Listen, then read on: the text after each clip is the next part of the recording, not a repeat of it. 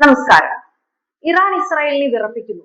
Iran വീഴുന്നു. യുദ്ധം ഉടൻ തീരുമെന്നാണ് ഇസ്രായേൽ പ്രധാനമന്ത്രി ബെഞ്ചമിൻ നെതന്യാഹു കഴിഞ്ഞ ദിവസം പറഞ്ഞത്. എന്നാൽ ഇറാൻ തുടങ്ങിയിട്ടേ ഉള്ളൂ എന്നാണ് പുതിയ റിപ്പോർട്ടുകൾ പറയുന്നത്. കഴിഞ്ഞ ദിവസം ഇസ്രായേലിന്റെ തന്ത്രപ്രധാനമായ മേഖലകൾ ലക്ഷ്യമിട്ട് ആക്രമണ പരമ്പരകൾ തന്നെ ഇറാൻ നടത്തിയിരുന്നു. യുദ്ധം തുടങ്ങിയ ശേഷം ഇറാൻ നടത്തിയ ശക്തമായ ആക്രമണമാണിതെന്ന് മാധ്യമങ്ങൾ റിപ്പോർട്ട് ചെയ്യുന്നു. തെക്കൻ ഇറാൻ യുദ്ധക്കളമായി മാറിയെന്നാണ് റിപ്പോർട്ട്.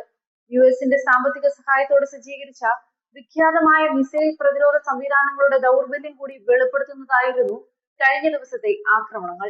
ഇറാന്റെ ബാലിസ്റ്റിക് മിസൈലുകളും ഡ്രോണുകളും ഇസ്രായേലിന്റെ പ്രധാന ആണവ ഗവേഷണ കേന്ദ്രത്തിന് സമീപമുള്ള ഡിമോണ, അറാദ് നഗരങ്ങളെ ആക്രമിച്ചു. ഇറാന്റെ നദാൻസ് ആണവ കേന്ദ്രത്തിൽ നേരത്തെ യുഎഇയും ഇസ്രായേലും സംയുക്ത ആക്രമണമാണ് നടത്തിയിരുന്നത്. ഈ ആക്രമണത്തിന്റെ പ്രതികരണമായാണ് ഡിമോണയും അറാദും ആക്രമിച്ചതെന്ന് ഇറാൻ വ്യക്തമാക്കുകയും ചെയ്തു. ഇറാന്റെ ആക്രമണം ഇസ്രായേലിൽ വലിയ നാശം വിതച്ചതായാണ് റിപ്പോർട്ടുകൾ പറയുന്നത്. ബുദ്ധിമുട്ടുണ്ടാക്കിയ വൈകുന്നേരമെന്നാണ് ആക്രമണത്തിന് പിന്നാലെ ഇസ്രായേൽ പ്രധാനമന്ത്രി ബെഞ്ചമിൻ നെതന്യാഹു പ്രതികരിച്ചത്. മിസൈലുകളിൽ ചിലതിനെ പ്രതിരോധിക്കുന്നതിൽ പരാജയപ്പെട്ടതായി ഇസ്രായേൽ ഡിഫൻസ് ഫോഴ്സ് സമ്മതിക്കുകയും ചെയ്തു. ആക്രമണങ്ങളിൽ 20 പേർ കൊല്ലപ്പെട്ടു, 200 പേർക്ക് പരിക്കേൽക്കുകയും ചെയ്തു. കനത്ത പ്രഹരമാണ് ഇറാൻ ഇസ്രായേലിന് നൽകിയിരിക്കുന്നത്. ആക്രമണത്തിൽ ഡിമോണയിൽ വൻ തീപിടുത്തമുണ്ടായതായി മാധ്യമങ്ങൾ റിപ്പോർട്ട് ചെയ്തു.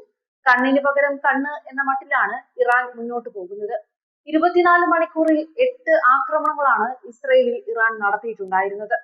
മാർച്ച് 21-നാണ് ഇറാൻ ഇസ്രായേലിൽ കനത്ത ആക്രമണം നടത്തിയത്. നെഗേവ് ആണവ ഗവേഷണ കേന്ദ്രം സ്ഥിതി ചെയ്യുന്ന ഇസ്രായേൽ പട്ടണമായ ഡിമോണയെയും അടുത്തുള്ള അറാദ് നഗരത്തെയും ലക്ഷ്യമിട്ട് ഇറാൻ ബാലിസ്റ്റിക് മിസൈലുകൾ ആക്രമണം നടത്തി. ആണവ ഗവേഷണ കേന്ദ്രത്തിന് കേടുപാടുകൾ സംഭവിച്ചിട്ടില്ലെന്നും അസാധാരണമായ ആണവ വികിരണ തോത് കൂടിയിട്ടില്ലെന്നും IAEA പറയുന്നു. എന്നാൽ ആക്രമണം വലിയ നാശമാണ് വിതച്ചിരിക്കുന്നത്. ഡിമോണ, അറാദ് എന്നിവയുൾപ്പെടെ തെക്കൻ ഇസ്രായേലിലുടനീളം നാശനഷ്ടങ്ങളും ഉണ്ടായി. ഇസ്രായേലിന്റെ വ്യോമ പ്രതിരോധ സംവിധാനങ്ങൾ മിസൈലുകളെ ആക്രമിച്ചെങ്കിലും ഈ രണ്ട് പട്ടണങ്ങളിലേക്കുമുള്ള ആക്രമണം തടയുന്നതിൽ പരാജയപ്പെട്ടു. ഇന്റർസെപ്ഷൻ പരാജയം IDF സമ്മതിച്ചു. സംഭവത്തിൽ അന്വേഷണം പുരോഗമിക്കുകയാണെന്നാണ് IDF അറിയിച്ചത്. ഇസ്രായേൽ സൈന്യം തിരിച്ചടിച്ചതായി IDF പറഞ്ഞു.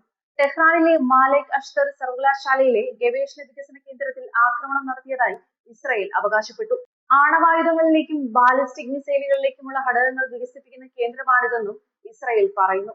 ഇറാനെതിരായ ആക്രമണം വരും ദിവസങ്ങളിൽ ഗണ്യമായി വർദ്ധിപ്പിക്കുമെന്നും ഇസ്രായേൽ പറഞ്ഞു. അതിനിടെ US പ്രസിഡന്റ് ഡൊണാൾഡ് ട്രംപ് ഇറാന് 48 മണിക്കൂർ അന്ത്യശാസനമാണ് പുറപ്പെടുവിച്ചിരിക്കുന്നത്. ഹോർമൂസ് കടലിടുക്ക് പൂർണ്ണമായും തുറന്നിട്ടില്ലെങ്കിൽ മുന്നറിയിപ്പില്ലാതെ തന്നെ ഇറാന്റെ ഏറ്റവും വലിയ വൈദ്യുത നിലയങ്ങൾ ആക്രമിച്ച് ഇല്ലാതാക്കുമെന്ന് US പ്രസിഡന്റ് ഭീഷണി മുഴക്കി. ഇറാന്റെ ഊർജ്ജ അടിസ്ഥാന സൗകര്യങ്ങൾക്കെതിരായ ഏതൊരു ആക്രമണത്തിനും കനത്ത തിരിച്ചടി നൽകുമെന്നാണ് ഇറാനും പ്രഖ്യാപിച്ചു കഴിഞ്ഞിരിക്കുന്നത്. സൗദി അറേബ്യയിൽ റിയാദിനെ ലക്ഷ്യമിട്ട് 3 ബാലിസ്റ്റിക് മിസൈലുകൾ എത്തി. ഒരു മിസൈലിനെ തകർത്തു. മറ്റു 2 ജനവാസമില്ലാത്ത പ്രദേശങ്ങളിലാണ് വീണത്.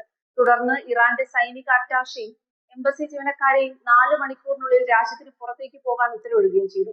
2023 ബീജിംഗ് കരാർ, UN സുരക്ഷാ കൗൺസിൽ പ്രമേയം 2817 എന്നിവയുടെ ലംഘനം ഇറാൻ നടത്തിയതായി ചൂണ്ടിക്കാട്ടിയാണ് സൗദിയുടെ നടപടി.